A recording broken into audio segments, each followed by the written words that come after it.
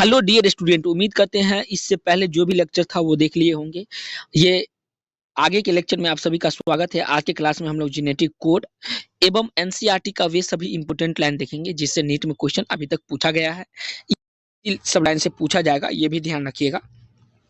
देखिए ये लाइन जो बहुत इंपॉर्टेंट है, नीट में यहाँ से क्वेश्चन उठाया गया है। Providing proof that codon was triplet, ये प्रूफ प्रोवाइड किया गया कि कोडोन क्या है तो ट्रिपलेट में है। Was more daunting task the chemical method developed by Hargobind Khorana. Chemical method जो डेवलप कौन किए थे? Hargobind Khorana. Was instrumental in synthesizing RNA molecule, instrumental ये सिंथेसाइज किया आरएनए मॉलिक्यूल को with definite combinations of base. Base का डेफिनिट कॉम्बिनेशन था जिसमें होमोपॉलीमर एंड कोपॉलीमर था। ठीक है। Marshall Nirenberg cell free system of protein synthesize finally help the codon to be deciphered. Martial Nirenberg नामक scientist जो थे उन्होंने सेल फ्री सिस्टम किसके लिए? प्रोटीन सिंथेसाइज करती है और फाइनली जो हेल्प किस में करता है? कोडोन टू बी डेसिफेरेड, कोडोन को डेसिफेरेड करने में ये हेल्प करती है। ये टेबल बहुत इंपॉर्टेंट है। 5.1 देखिए, codon for the various amino acid, various amino acid के लिए जो कोडोन है इसमें दिया गया बहुत ज़्यादा इंपॉर्टेंट है। और नीट में देखिए धड़ल्ले से यहाँ से सवाल उठाया जाता है। 3 बार सवाल पूछा गया, 1988 में, 2003 में और 2021 में। तो अब भी आगे भी पूछा जा सकता है। ये है फर्स्ट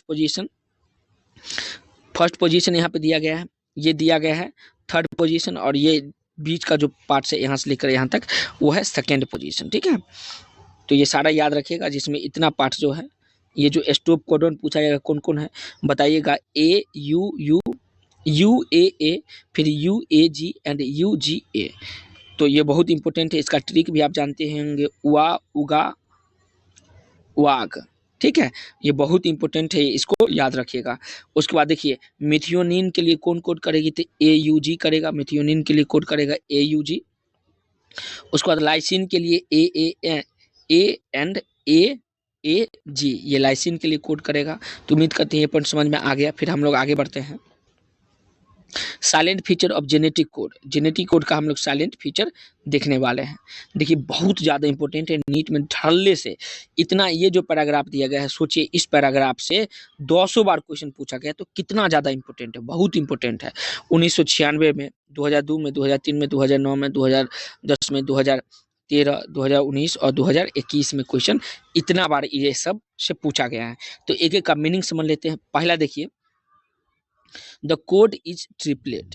कोड क्या है? ट्रिपलेट है। 61 code codons code for amino acid and 3 code do not for any amino acid. देखिए 61 कोड, टोटल जो है 64 कोडोन होता है, जिसमें 61 कोड जो होता है वो एमिनो एसिड के लिए कोड करती है, लेकिन 3 ऐसा कोड है जो किसी भी एमिनो एसिड के लिए कोड नहीं करती। Hence they function as a stop codon, जिसका काम क्या है? जो 3 एमिनो एसिड को कोड नहीं करती है वो स्टॉप कोडोन की तरह क्या करेगा? वर्क करेगा। फिर अगला इंपॉर्टेंट लाइन देखिए साइलेंट फीचर में, some amino acid are code for more than 1 code. कुछ एमिनो एसिड है जो एक से अधिक कोड के लिए क्या करती है? कोड करती हैं। हेंस दे आर डीजेनरेटेड, और ये इसको क्या कहेंगे? डीजेनरेटेड कोडोन कहेंगे। The code is read in mRNA in contiguous fashion में। कोड जो होगा mRNA का रीड करेगा कंटिन्यूअस फीजन में। देयर आर नॉट पंक्चुएशन, जिसमें कोई पंक्चुएशन नहीं पाया जाएगा। ये तीसरा साइलेंट फीचर था। चौथा साइलेंट फीचर देखिएगा, the code is nearly universal. Code क्या है दोस्त? नियरली यूनिवर्सल होगा। For example from bacteria to human, bacteria से लेकर के और ह्यूमन तक, ये सभी में कोड क्या कोड होगा? यूनिवर्सल कोड होगी, बैक्टीरिया से लेकर के और ह्यूमन तक में। तो ये बहुत इंपॉर्टेंट है, याद रखिएगा। A U would code for phenyl alanine. A U किसके लिए कोड करेगी? तो फिनाइल एनालिन के लिए कोड करेगी। Some exception to this rule have been found in mitochondrial codon. कुछ एक्सेप्शन इसमें पाया गया, किसमें? तो माइटोकॉन्ड्रियल कोडोन में कुछ एक्सेप्शन पाई गई, एंड इन सम प्रोटोजोन, और कुछ प्रोटोजोन्स में भी ये एक्सेप्शन पाई गई। तो याद रखिएगा, चौथा पॉइंट बहुत इंपॉर्टेंट है। पांचवा पॉइंट देखिए, AUG has dual function. AUG का क्या है? डुअल फंक्शन है। इट कोड फॉर मेथियोनिन, जो ये किसके लिए कोड करेगी? तो मेथियोनिन के लिए कोड करेगी। And it act as initiator codon, और ये इनिशिएटर कोडोन के लिए भी क्या करे के जैसा भी एक्ट करेगा। तो ये बहुत इंपॉर्टेंट है, इसको याद रखिएगा। AUG इसका डुअल फंक्शन है, दो फंक्शन होगा, एक मिथियोनिल के लिए कोड करेगी और इनिशिएटर कोडोन की तरफ ही ये वर्क करेगा। और लास्ट छठा पॉइंट जो है बहुत ज़्यादा इंपॉर्टेंट है, याद रखिएगा। UAA, UAG and UGA are stop termination codon, मतलब ये stop code termination code terminator codon की तरह वर्क करेगा। ये तीनों एक साथ मेरे साथ बोलेगा, क्योंकि नीट में यहाँ से क्वेश्चन पूछा गया है। स्टॉप कोडोन किसको बोलेगा पूछा जाएगा, तो क्या बताइएगा? UAA, फिर UAG एंड UGA। इसके लिए जो भी ट्रिक होगा आप अगर जानते होंगे तो कमेंट में जरूर बताइएगा। देखिए, उल्लू, उल्लू आया आया, उल्लू आया गया, उल्लू गया फिर से आया। देखिए, उल्लू आया आया, उल्लू आया आया, ये ट्रिक है। फिर उल्लू आया फिर गया, फिर उल्लू गया फिर से आ गया। ठीक है, तो ये स्टॉप कोडोन के लिए याद करने का ट्रिक है। तो उम्मीद करते हैं ये सारा पॉइंट समझ में आ गया होगा, बहुत इंपॉर्टेंट है। इसको वीडियो को यहीं पे रुक करके स्क्रीनशॉट ले लीजिए। अगला इंपॉर्टेंट लाइन देखिए, म्यूटेशन एंड जेनेटिक कोड। हम लोग पढ़ेंगे म्यूटेशन और जेनेटिक कोड। इस टॉपिक से भी नीट में 2 बार सवाल पूछा गया है, 2002 में और 2014 में। देखिए, इतना ही लाइन है। ये लाइन का मीनिंग आप सिकल सेल एनीमिया से रिलेटेड है ये, ठीक है, तो याद रखिएगा। इफेक्ट ऑफ लार्ज डिलेशन का effect and arrangement of segment of DNA। Arrangement किसके सेगमेंट का? तो DNA के सेगमेंट का। Are easy to be comprehended, easily क्या है? ये कंप्रीहेंडेड है। इट में रिजल्ट इन लॉस और गेन ऑफ जीन, यह किसका रिजल्ट करेगा? लॉस और gain of gene and show a function. इसमें रिजल्ट होगा, इसका लॉस और गेन होगा किसका? जीन का, और ये फंक्शन करेगी। The effect of point mutation will be explained है।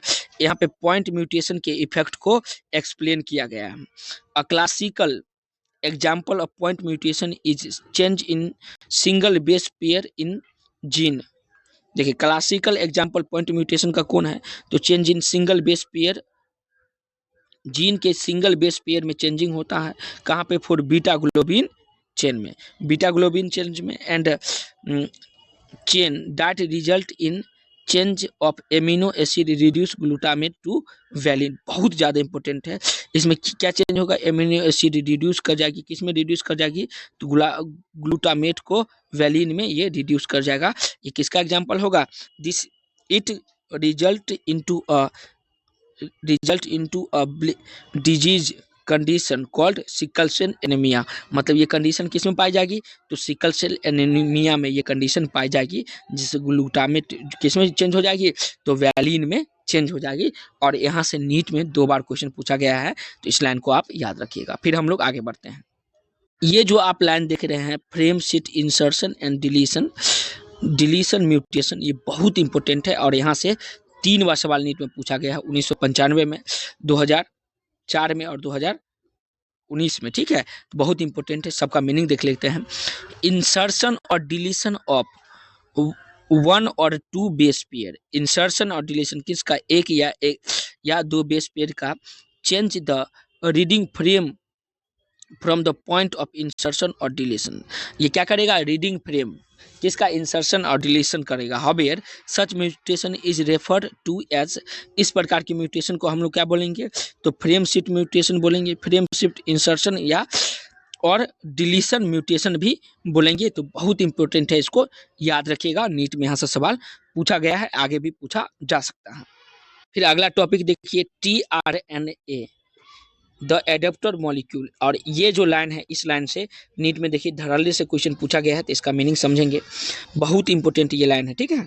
देखिए, यहाँ से देखना स्टार्ट करते हैं। देखिए, ये लाइन का मीनिंग यहाँ से देखना स्टार्ट करते हैं। tRNA has the anticodon loop. इसके पास क्या होगा दोस्तों? Anticodon loop has an anticodon loop that has base complementary to code, जो बेस किसके कंप्लीमेंट्री होगा, कोड के, and it also has amino acid acceptor end, जिसके पास क्या होगा दोस्तों, एमिनो एसिड एक्सेप्टर इंड होगा, to which it bind to amino acid, जो किसको बाइंड करके रखेगी, तो एमिनो एसिड को बाइंड करके रखेगी। ये बहुत इंपॉर्टेंट है, इसको याद रखिएगा।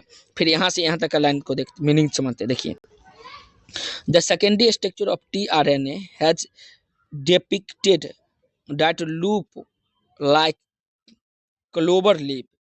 सेकेंडरी स्ट्रक्चर tRNA का किसकी तरह रहेगा, तो क्लेवर लीफ की तरह इसका स्ट्रक्चर होगा। इन actual structure the tRNA is a compact molecule which look like inverted L shape.